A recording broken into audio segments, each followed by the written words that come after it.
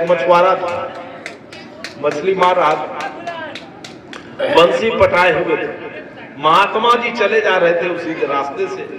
महात्मा ने देखा तो कबीरपंथी महात्मा बहुत अक्खड़ होता है, कुछ से कुछ कह देता है। वो देखा कहे मछुआरा सुनो सुनो, सुना नहीं, क्योंकि उसकी चेतना थी फोफी पर। फोफी के नीचे बंसी है और बंसी में लोग, उस बंसी में मांस का टुकड़ा लगा हुआ है। वो फोफी पर है चेतना कि बुनबुना भीतर से आएगा, जैसे मुंह खोलेगा मछली खोलेगी, उसको खाएगी, पकड़ के खींच ले। उसकी चेतना वहां लगी हुई थी।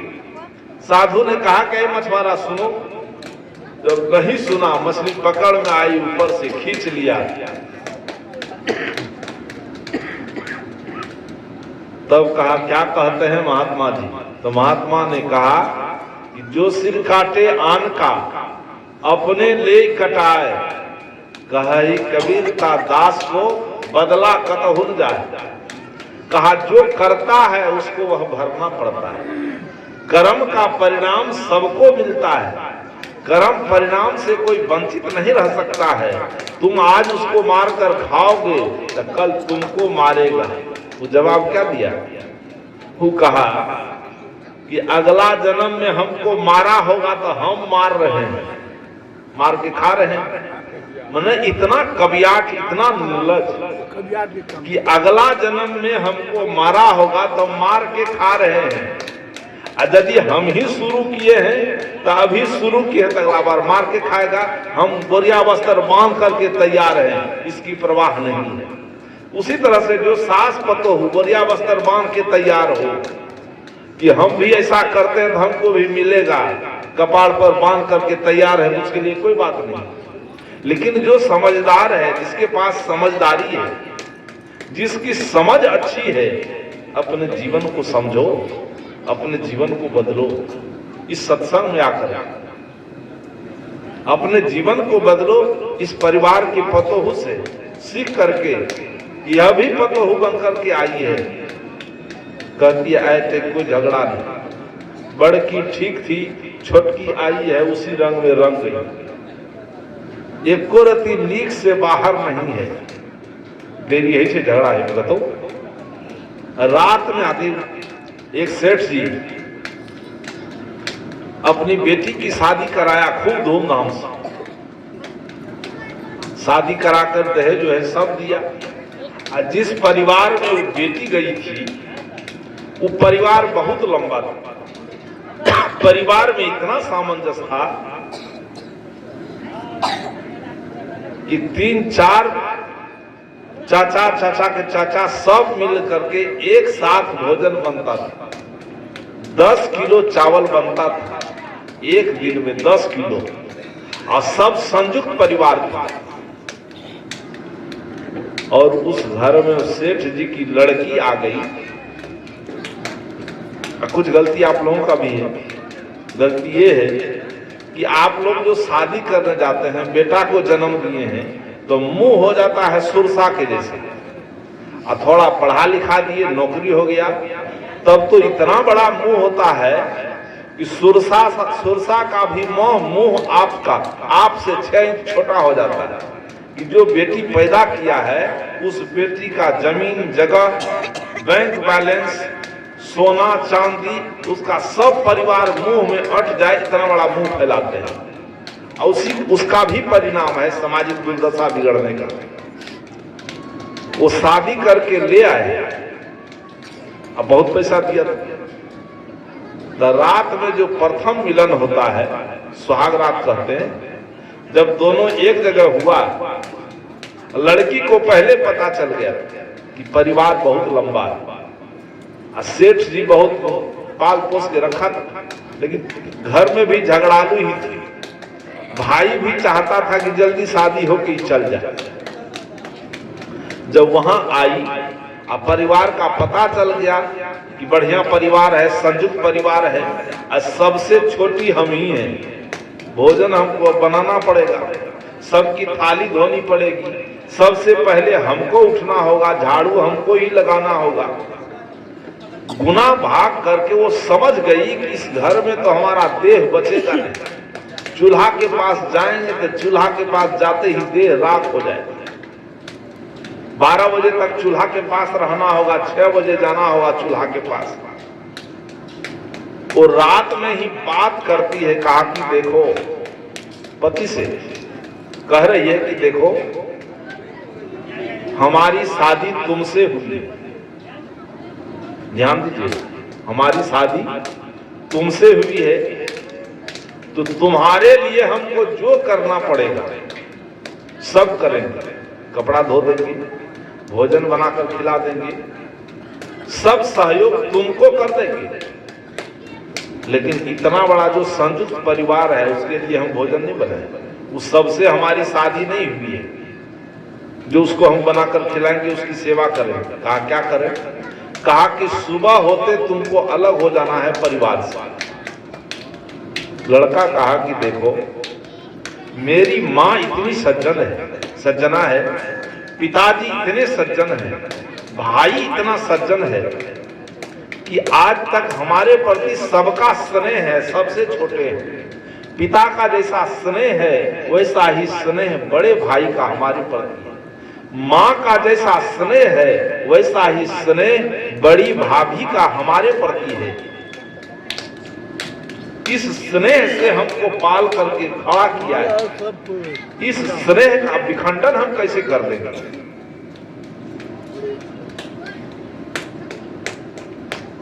लड़की सोचती है कि बस में होने वाला नहीं, लेकिन जब लड़की आ जाती है, लड़का सब भागे लागे जब घर से, शादी साधु है तो की करे से तरह से पहले महात्मा बुद्ध क्या किया? जब भागने लगता है, भगोड़ा होता है, तब माए बाप सोचता है कि इसको पहले शादी करा दो, एक खूंटा में बांध दो। खूंटा में बांध दोगे कि बंधा जाएगा, तब नहीं भागे। महात्मा बुद्ध को भी खूंटा में बांध दिया, लेकिन अंत में भाग ही गया। तो लड़की की बात को सुन करके लड़का जाल में फंस गया, क्योंकि जवानी की अवस्था में लड़की और लड़के का जब मिलन होता है तो उसको संसार का सारा संबंध फीका लगने लगता है। उसी संबंध को बुझता है कि ये सबसे बड़ा स्वर्ग है, ऐसा सबको लगा होगा।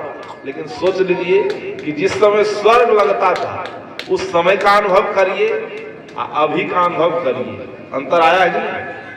अंतर आया? उस समय स्वर्ग के तरह लगता था, लेकिन वो स्वर्ग अब नरक में बदल गया। लड़का फंस गया, कहा देख। तब वो लड़की कहती है कि तब तुम परिवार के साथ रहो, हमको मैके पहुंचा दो, सुबह में ही हम भोजन नहीं बनाए। लड़का सोचा कि बनेगा कैसे, एक ठो शादी हुई है, दूसरी शादी करेंगे वो लोग हंसेगा तुरंत। का पत्नी का बात मान लेते हैं।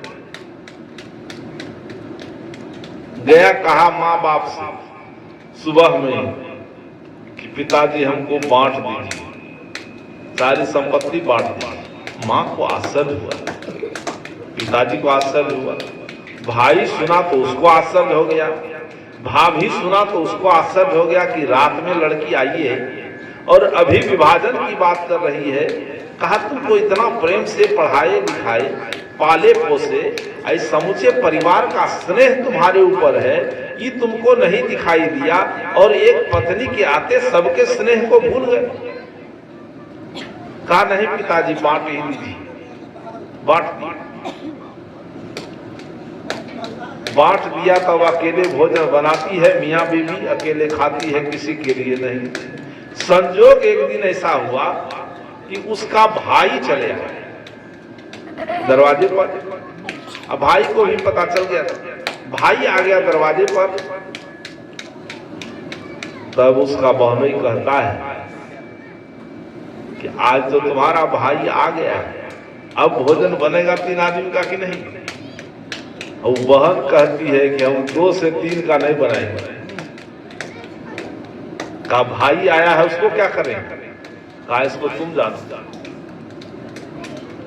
कहा भाई तुम्हारा है कि हमारा? कहा कोई हो हमारा, हम 2 से 3 का बना नहीं सकते हैं। तब पत्नी एक तरकीब निकालती है, कहा तुमको अकल नहीं है, पढ़ लिख लिए हो, बहुत प्रेम से पढ़ाया लिखाया है, संस्कार तुमको नहीं है।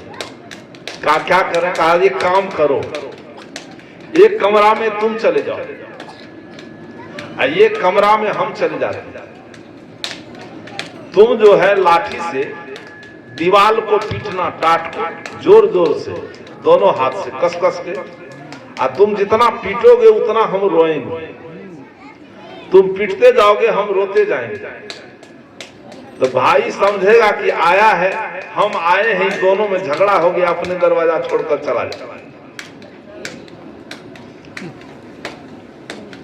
पत्नी चली गई एक कमरे में, भाई पति चला गया दूसरे कमरे में, लगा पीटने टाट को। अब पत्नी कपस कपस करके रो रही है। रोने का अकल इन्हीं लोगों को है, कैसे रोती है। जब रोती है रो रो करके गाली देती है, क्या क्या करती है, रोने का भी ढंग है, वो ढंग से रो रही है। भाई देखा कि हम अभी आए हैं, हमारी बहन का भी संस्कार गिरा हुआ है कि हमारे आते आते घर में घर को फोड़ दिया, सबसे अलग हो गया। आज हम आए हैं तो दोनों झगड़ा कर रहा है। वो झांक करके देख लिया भाई, तो देखा कि एक दरवाजे पर भाई था, झांक करके देखा कि एक कमरा से आवाज आ रही है मारने की, दूसरे कमरे से आवाज आ रही है रोने की। कहा लगता है इसमें कोई राज है। वो भीतर चला गया, और जो शयन कक्ष का पलंग था, भाई चल गया उसके पलंग के नीचे बैठ गया जाकर। मारते मारते जो थक गया, वो भी रोते रोते थक गई।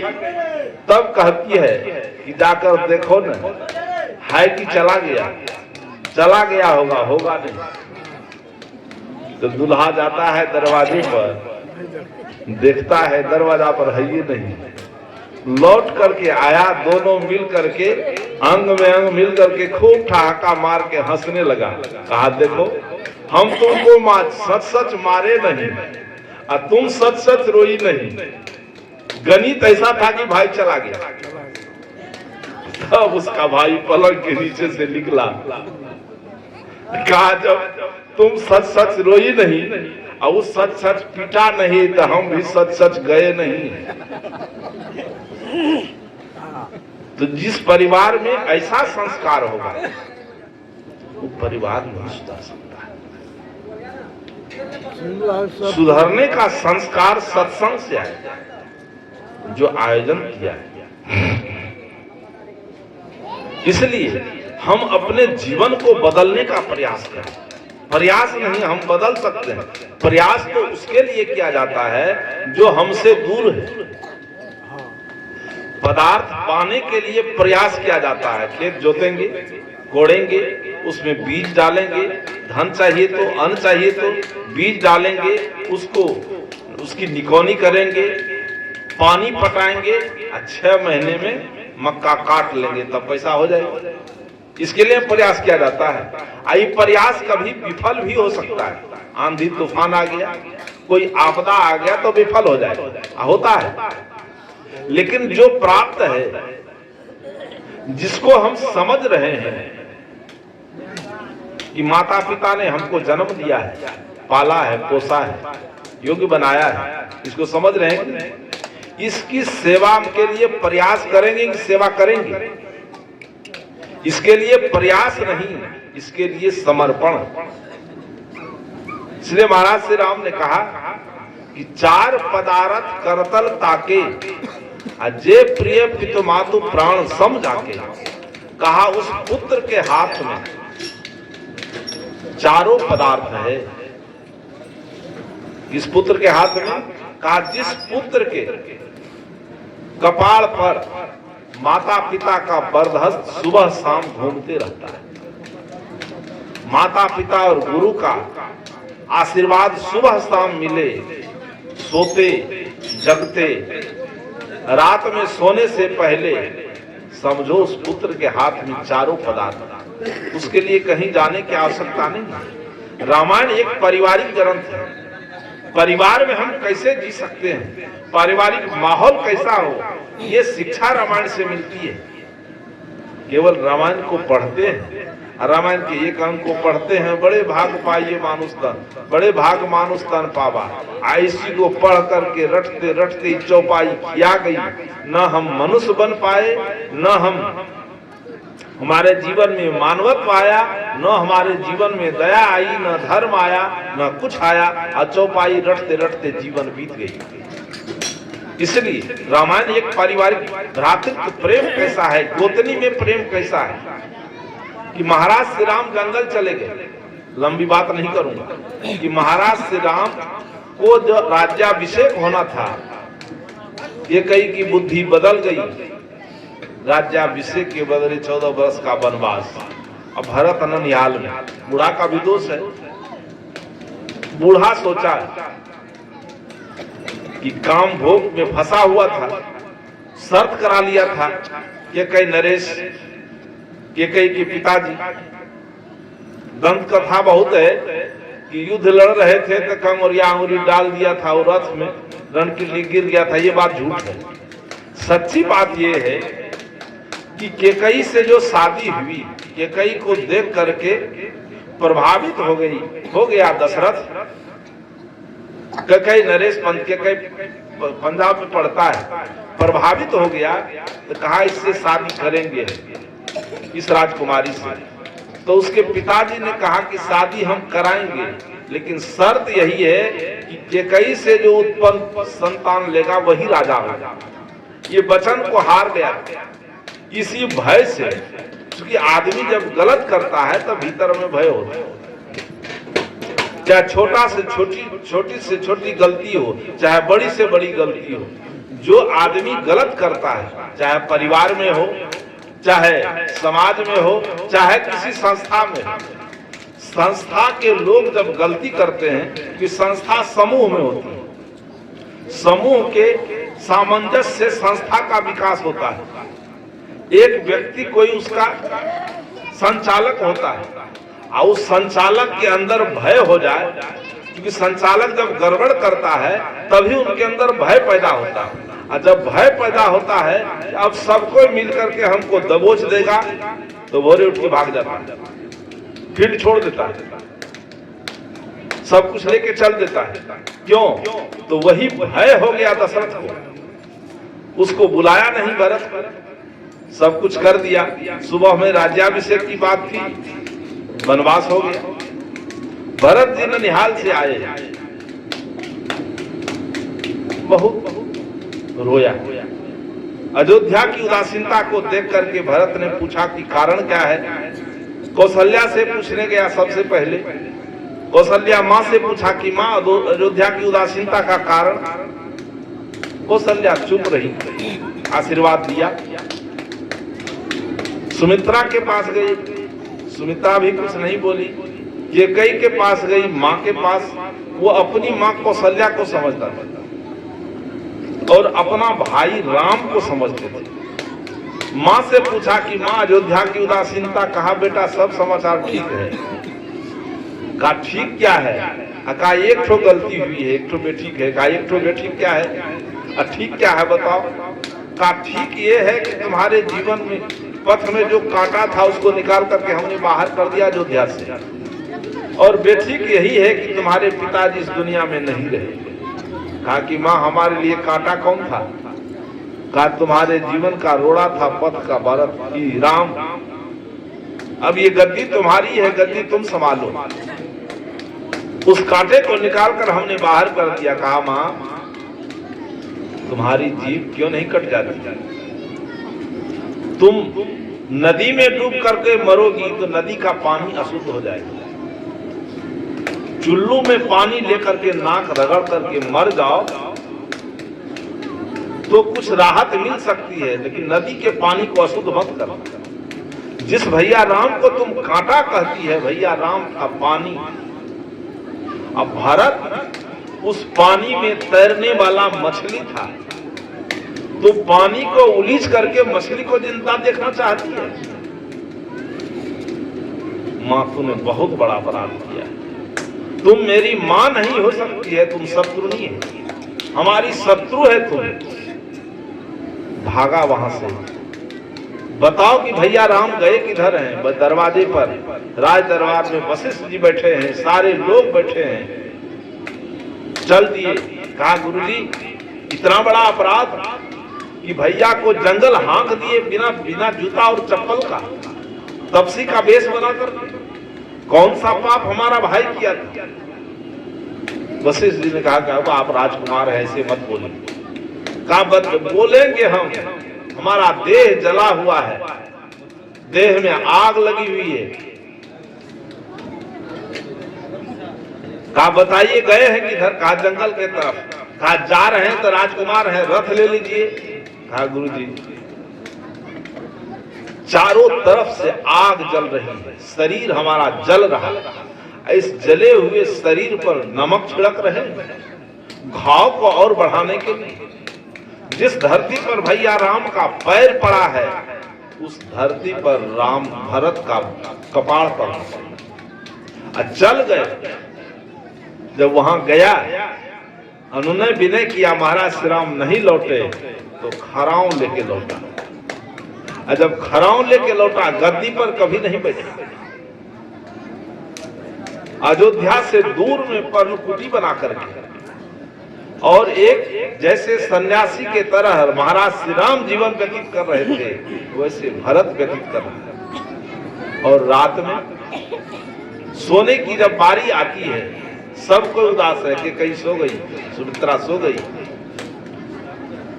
माड़वी और उर्मिला दोनों घूम रही है, भरत की पत्नी और लक्ष्मण की पत्नी। उर्मिला कहती है मालवी से, पुतनी है, छोटी है, कहा कि बहन तुम सो जाओ। उसको सुला देती है और छत पर घूम रही।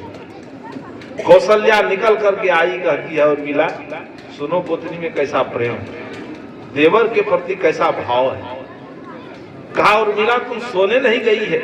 कहा मां जब तक भरत नहीं सो जाएगा, भरत की पर्णकुटी में दीप जल रहा है, वो दीप जब तक जलता रहेगा तब तक उर्मिला सोने नहीं जाएगी।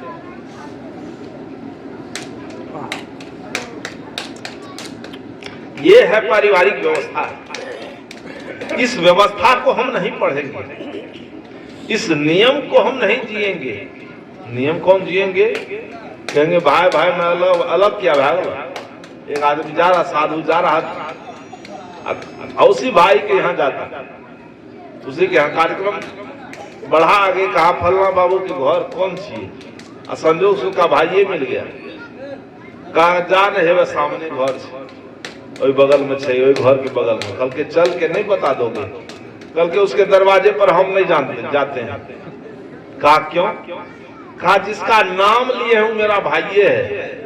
कहा तुम भाई के दरवाजे पर नहीं जाते हो क्यों? कहा तू तिब्बत से लो, तिब्बत तो भारत में, भारत में पहले कहां से लो? जापान से कि चीन से? परिभाषा नहीं जानते हैं।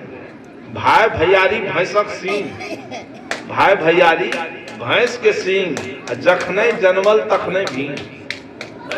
भाई को भैंस के सींग से तुलना कर रहा है शिक्षाविद जगत में, इस शैक्षणिक जगत में, ये आधुनिक युग में।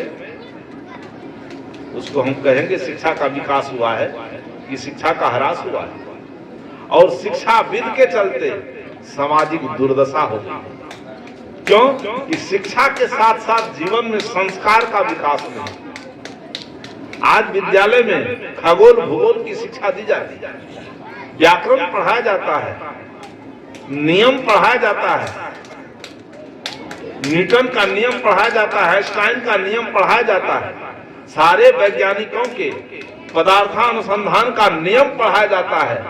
लेकिन जीवन जीने के लिए जो नियम है वो नहीं पढ़ाया जाता है, वो संस्कार नहीं देने के चलते आज हमारा परिवार विशृंखल हो गया, हमारा समाज विखंडित हो गया।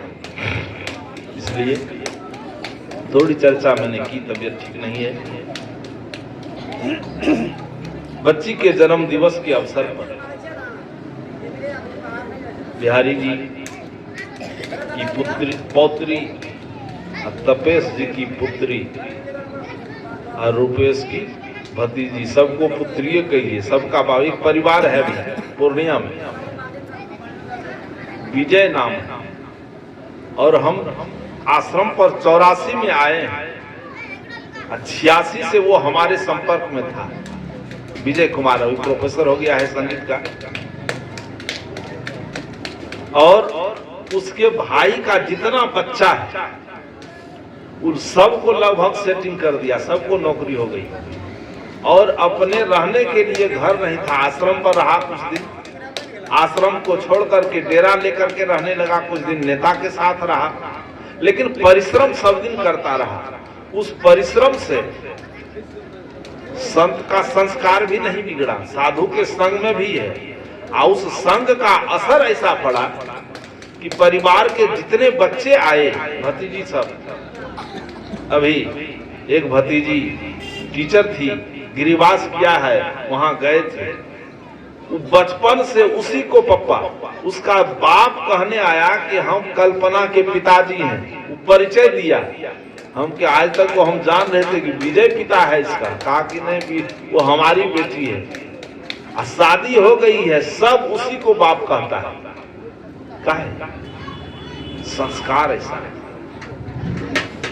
धन नहीं कमाया, जन कमाया। सबको, हमको आश्चर्य हुआ, ऐसा भी परिवार आज भी समाज में। उसी तरह पुत्री आई है, पौत्री आई है, वो सबकी है और सबके अंदर भाव भी है। इसलिए उस बच्ची को अपनी ओर से, संत समाज की ओर से बहुत बहुत साधुवाद, आशीर्वाद है कि उसका जीवन पुष्पित पल्लवित हो और सुसंस्कारी हो। क्योंकि अभी वो सुन नहीं रही है, समझ नहीं रही है, लेकिन इस अवसर, उसके जन्मदिन के अवसर पर जो कार्यक्रम हो रहा है, अब तो वैज्ञानिक युग है, ये सब टैप हो रहा है, सबको संग्रह करके रखेगा। ऐसे लोग कम रखता है, यहाँ तो रहेगा। सालगिरह शादी के केसेट को बूढ़ा सब, आज जो शिक्षाविद है, जो सुने कि शिक्षाविद शादी के, उसको क्या कहते हैं, वॉल्यूम को, फोटो को, शादी के कैसेट को, वीडियो को रखता है, और रख करके बुढ़ौती में भी दोनों देखता है। यही देखने के चलते संस्कार बिगड़ता चला जाता है। उसको देखने क्या हो सकता है, जिसको रखना चाहिए, इसको रखने के बाद जब वह बच्ची बड़ी होगी, और जब उसके सामने खोल दिया जाएगा, अब पढ़ेगी लिखेगी, समझ बढ़ जाएगी, उसका जीवन बदल जाएगा। हम तो नहीं रहेंगे, आप लोग नहीं रहेंगे, लेकिन ये आकृति रहेगी, ये सीन रहेगा, और सीन को पढ़ करके संस्कार जगेगा, तो उसके जीवन में भी परिवर्तन होगा। तो अभी सुन नहीं रही है, समझ नहीं रही है, लेकिन कार्यक्रम उसी के परिप्रेक्ष्य में हो रहा है। इसलिए उस बच्ची के प्रति साधुवाद है कि वह विदुषी हो, संस्कारी हो, परिवार, समाज, राष्ट्र को प्रकाशित करे, और जिस परिवार में जन्म लिए है, जिस समाज में जन्म लिए है, इस परिवार समाज को उन्नति की ओर भविष्य में ले जाने का प्रयास करे। इन्हीं शुभकामनाओं के साथ उनके संपूर्ण परिवार की, कम से कम आज इस युग में जन्मदिन के अवसर पर केक काटना, जन्मदिन के अवसर पर और कार्यक्रम करना, पमरिया को बुलाना, डांस करवाना। हीरो था पूर्णिया का नेता, अब बेटा जब जन्म लिया तो हेमा मालिनी को बुलाया था बंबई से। कितना ऊंचा संस्कार है। बंबई से मंगाया हेमा मालिनी को। अभी का नेता सब सपना चौधरी को बुलाता है, लेकिन संस्कार ऊंचा है, संस्कारी जीवन है, संत समाज से जुड़ा हुआ है, संतों का आगमन हुआ है, संतों के प्रति आस्था है कि हम भी सुधरेंगे, समाज भी सुधरेगा, और आने वाली पीढ़ी है उसका भी संस्कार सुसज्जित होगा। इन्हीं शब्दों के साथ अपनी बातों को विराम देता हूँ।